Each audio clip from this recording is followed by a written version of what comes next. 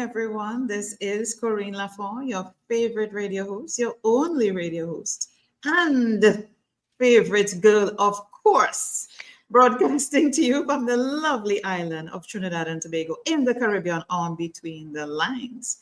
And you know how we do it here on Between the Lines? Always with gratitude, always with thankfulness. We are above ground, baby. If you're above ground, say yay, yay. Today is Sunday.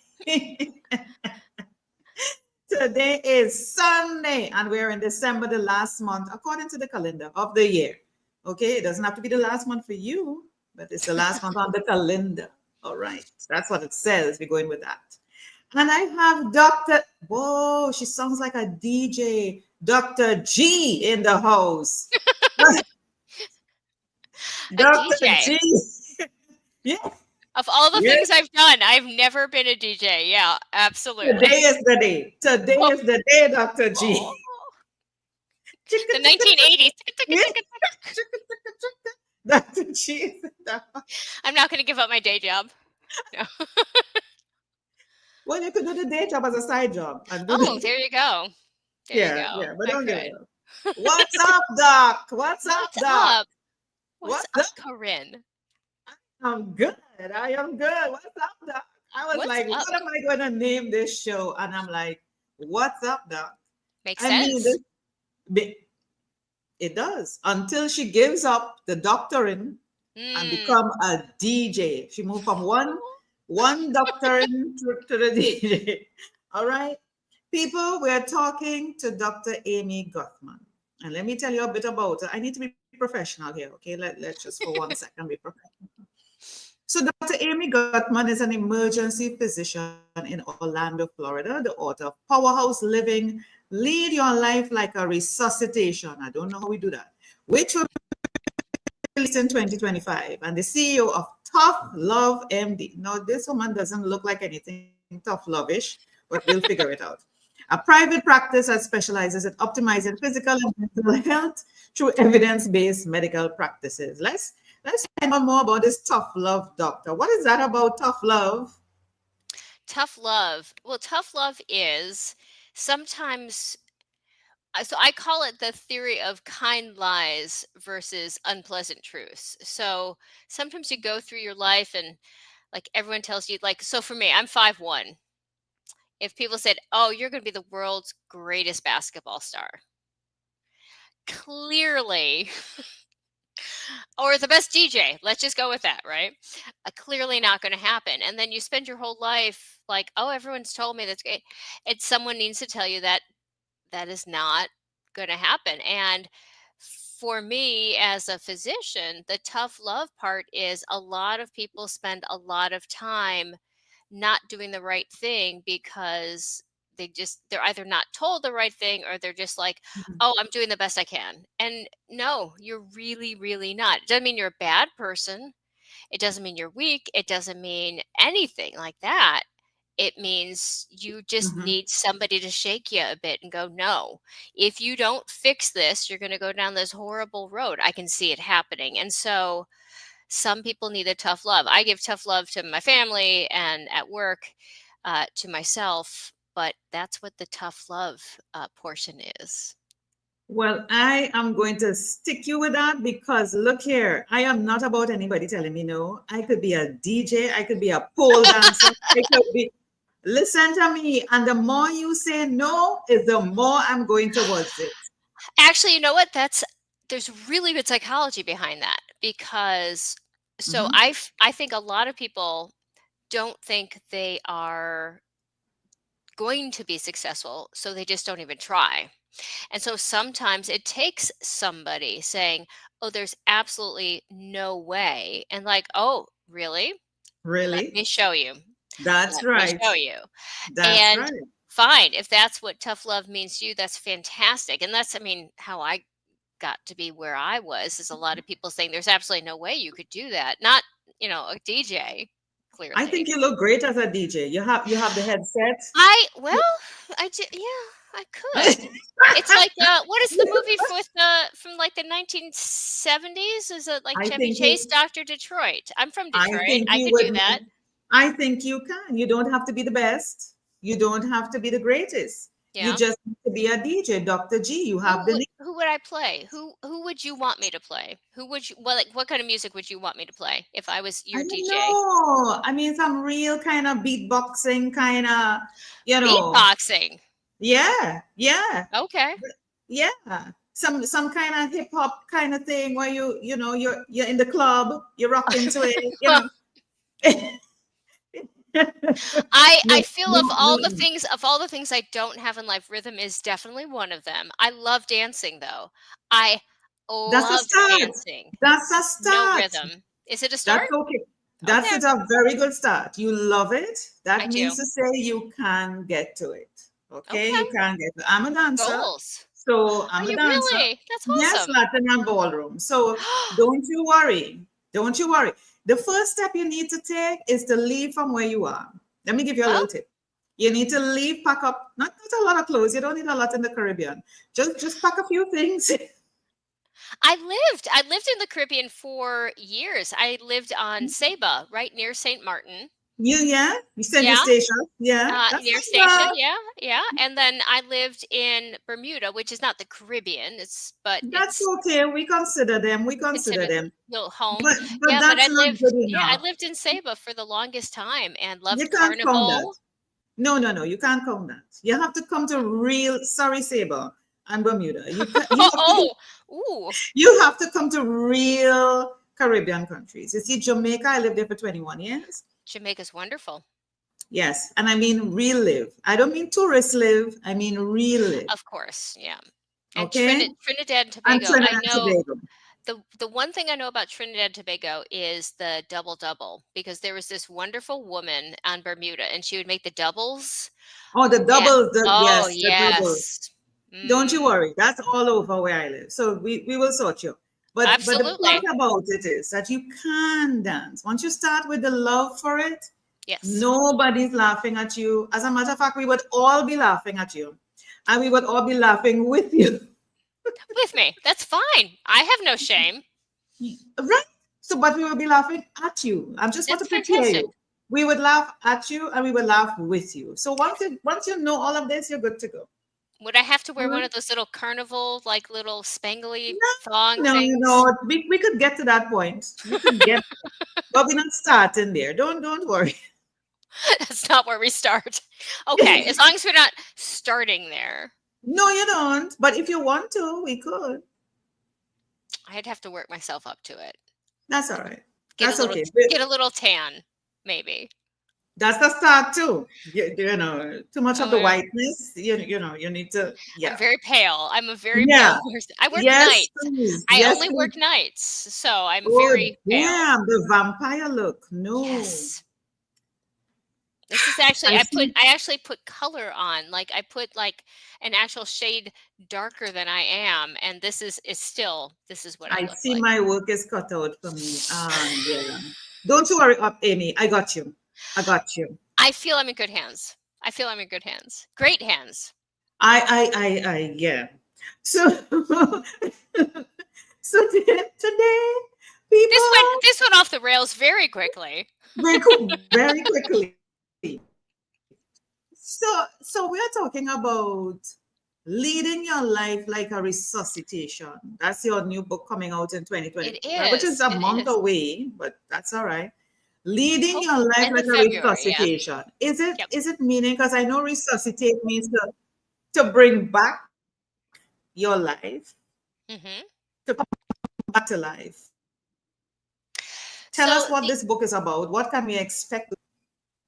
well, the book is very, very exciting, and it is sort of a culmination of.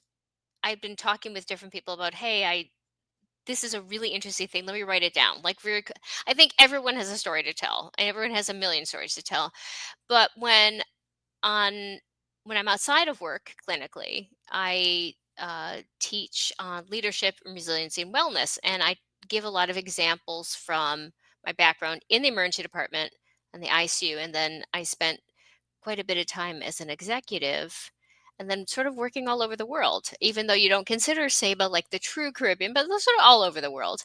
And when you talk about a resuscitation, yes, you're bringing things back to life, But it's more like, how do you take those principles from what we do in the emergency department and apply it to success both personally and professionally? And then how did I get there? But the story, it's really interesting. I'm working with an editor, and the story's not about me, although the stories come from me. The story is, hey, this was an interesting thing that I'm sure, hopefully, the million other people who are going to read the book, I'm hoping, knock on wood, we say, oh, that's interesting because that has happened to me. And then what's the lesson that comes out of it? How can we apply that? And so when in the emergency department, we have something called the head of the bed.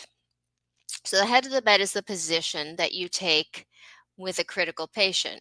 So physically, you are the head of the bed, although technically you can be anywhere in the room, but it's that one person that anyone walks into the room and your eyes go to them because you know that person is in charge, whatever they're doing. And I think one of the best people in my entire life who was the best at this was a physician down at LSU who, brilliant. Her name is Lori Greer, brilliant, critical care, emergency medicine. And she was about my height, 5'1", tiny little thing. She would walk into a resuscitation and go sit on the trash can in the corner, just sit and dangle. And there was absolutely no question in anyone's mind who walked into that room who was in charge. It was the way she held herself. It was the way she gave directions. It was the way she ran that room. Her confidence, her abilities. It wasn't just her physical presence at a location. It was her physical presence. And I think, like, so the way you burst onto the screen, there is absolutely no doubt that if you were in the room with 50 people, I would still be paying attention to you. And it's just the way people carry themselves. So it's a lot of different lessons. We break it down to faith and science, and there's a lot of actual science in the book, and I've tried to put it in a very um, an easy way that anyone can understand how science can be used to really motivate your success and how to support your success in anything you do, and not scare people off by some really interesting science of psychology and biology and neurology, and then some goofy stuff too. I've learned a lot of things in life by doing it wrong, not just once, sometimes twice, sometimes even 3 times. And Yeah. I think people look sometimes at physicians and go, oh, these people were just hatched. They were hatched smart. And we weren't, not at all. I've done my share of there's a, I'm not sure, are you familiar with, there's a cartoon that was in the US, I think it stopped around the 90s, called The Far Side, late 90s, it's I Far Side. remember that. Was it? Yeah, it's a comic strip. It's a comic strip, Gary Larson, and he had, so Yes. in every office, every place I've ever been in life, I've framed, it's called Midvale School for the Gifted. And it's a school, there's no words except on the door it says pull. And you see it's Midvale School for the Gifted, and you see somebody clearly trying to push the door, Hmm. Hmm. And that, I think, is what happens a lot with physicians and professionals. We're like Hmm. these, yeah, you have to be quite intelligent to do whatever job you're doing, Of but course. sometimes that common Yeah. sense does not follow. So Yeah. I try Common to, sense ain't that common, Amy. no. It ain't that No. common. Oh, Lord. Absolutely. Yes, yes, it And ain't I that. work night shift, so trust me, in Florida. So I'm a testament to the fact that common sense is yeah, lacking a It's lot. lacking a lot. But here's the thing. I'm talking to you. You're a doctor. And I'm wondering to myself, what is a doctor doing with all these things? I mean, doctors write books, some of them, Yeah. but some just do the doctoring. They don't want to engage. Some of them don't even have good bedside manners. Nope. They just carry themselves in a way like, you need to listen to me. I am the doctor. I know more than you. This is why you came to me. Or else, why are you here if you don't want to hear what I have to say? And take the medicine I prescribe for you, get out. You know, that's Problematic. Yeah, problematic. and Yeah, I am like, wait a minute. So they have created this sort of persona in clients and patients' minds that they're unlikable or they should be, I don't know, looked up to, like on this pedestal. When all of us, I mean, if I want to become a doctor, I could. It just sure, was not my thing. sure, I think everybody could become and just like what you said, any profession, it requires intelligence to do whatever it is. Because sure. I tell you, I'm amazed. If I were to, I look at people who clean the streets or pick up the garbage. I may not do that job, but I totally respect them doing it. And if they Pride. were to tell me, oh, If they have no, pride in it, if if they they have were to pride in their tell work, me what they had to do, I would be like, hell no, how do you do that? How do you do that? You know, the waitresses, the yeah, waiters, the people who are serving us in all different ways. One is not above the other. I think no, everybody has a calling. For example, my gynecologist, I knew him when he came into the profession, and I still go to him. You know, he was there for my son when he was 29. You know, he's 29 now. You know, so aw, I know him over 20, my doctor over 29, and I still go to my gynecologist. He says, Corinne, this is my calling. I can't, there's nothing else I wanted to do.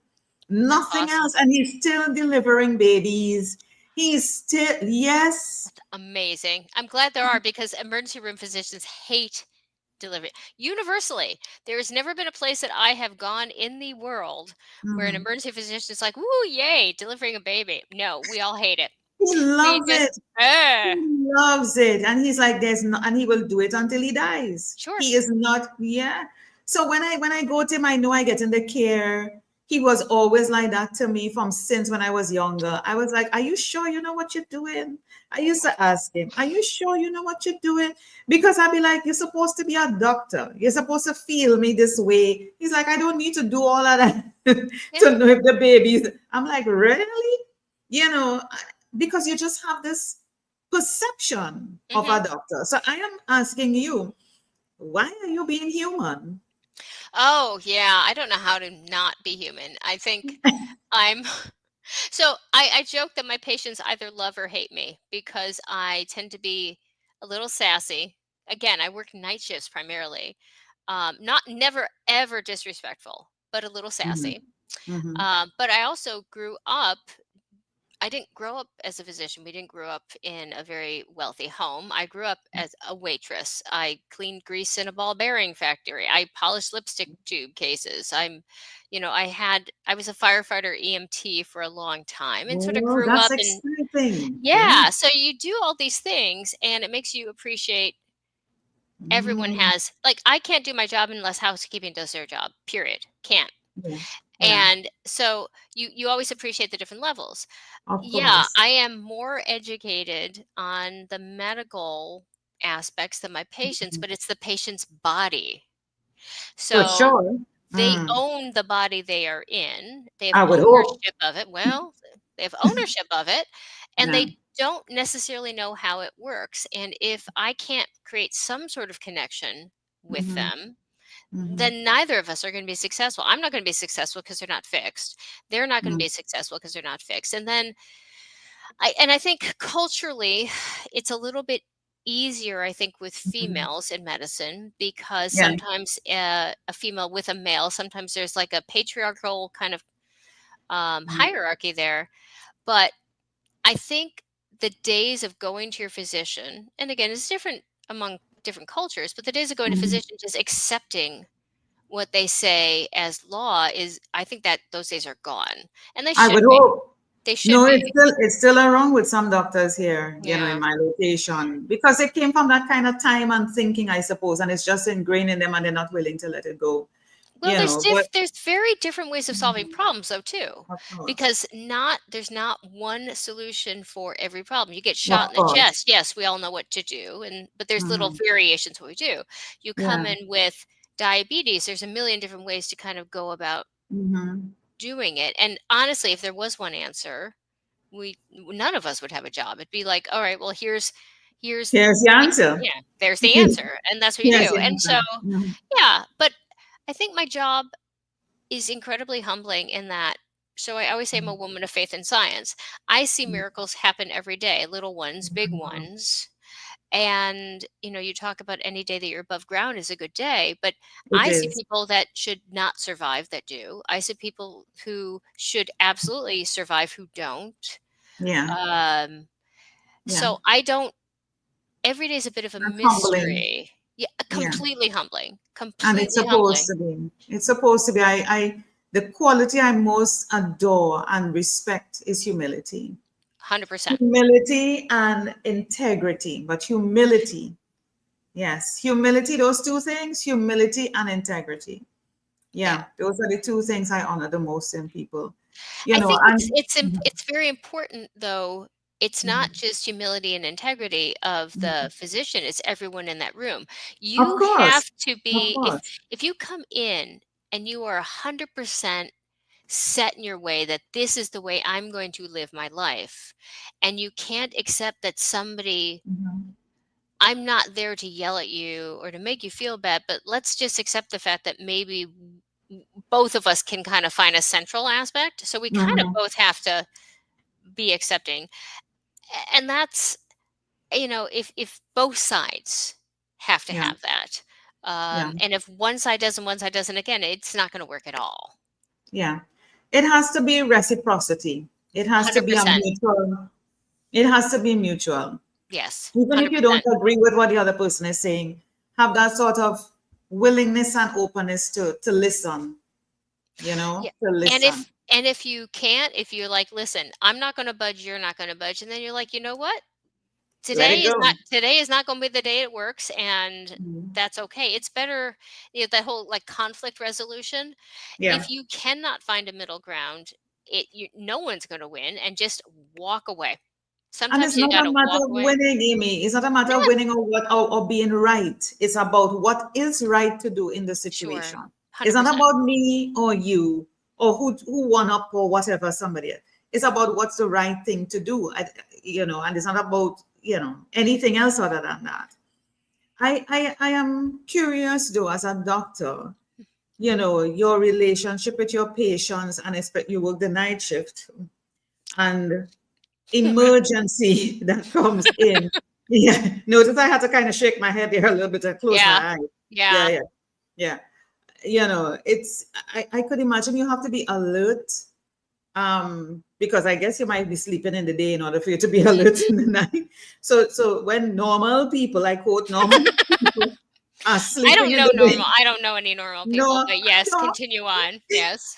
Yes, yes. Okay. Well, who says daytime people are normal? It could be the nighttime people are normal. Who is to say? Our bodies are not really wired.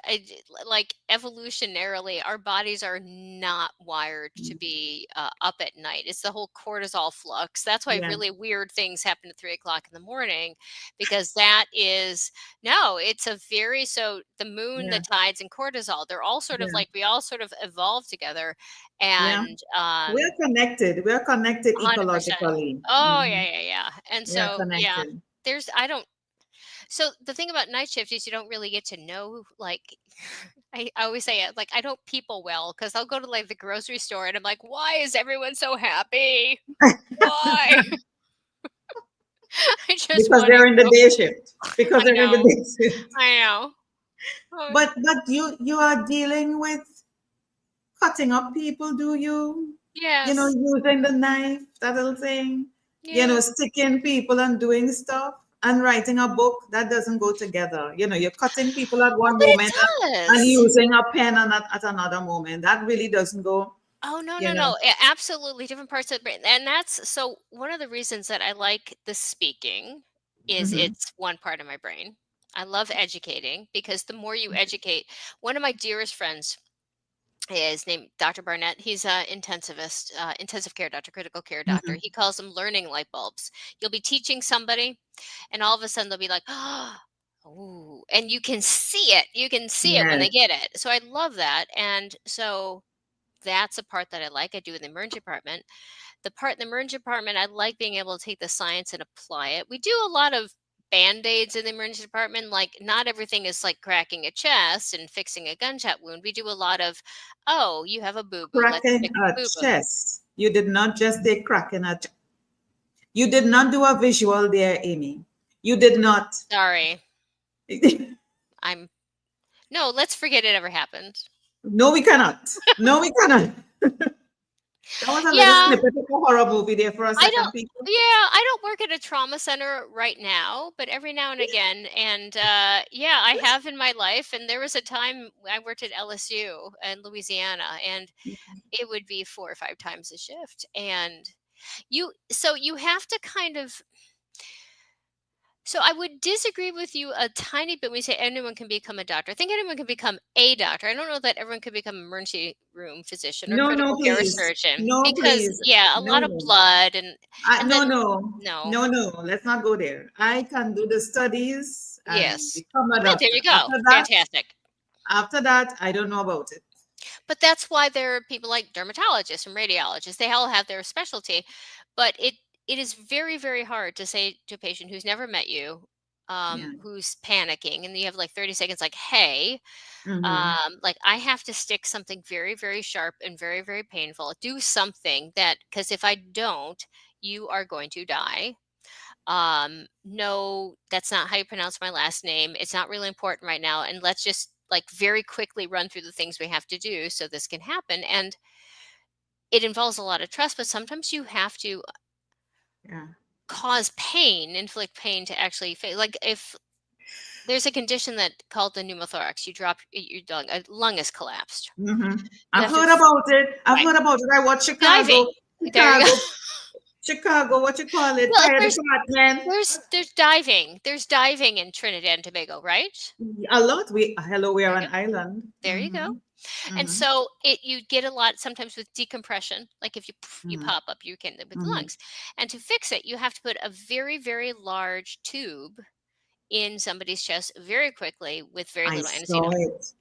Yeah, I yeah. And saw it. so it hurts. You saw it in Trinidad, In or you saw it on. Chicago. I saw it on TV. So they're very pretty on TV, Of and course. That's why I watch it there. yeah, That's why I watch it there. I will tell you, I cannot watch medical shows. So I watched Right. the Chicago Fire like maybe 15 minutes of one Yes. episode. It's What do you winter mean? and It's they 13, it's oh they 13 heat seasons and going. Dr. G, DJ, Dr. G. You gotta watch it. no 15 minutes I watched, and in the middle of winter one of the dive team is stripping down his stripping down his dive. He's walking around Chicago showing off his abs in the middle of winter. I'm like, I'm sorry, what? I was like a firefighter EMF for years. I have never taken my top off in the middle of public That's in you. winter. That's you. But Y- he has a body and I am watching it. I am watching it. Just remember the purpose of the show. I it am must be watching it. true.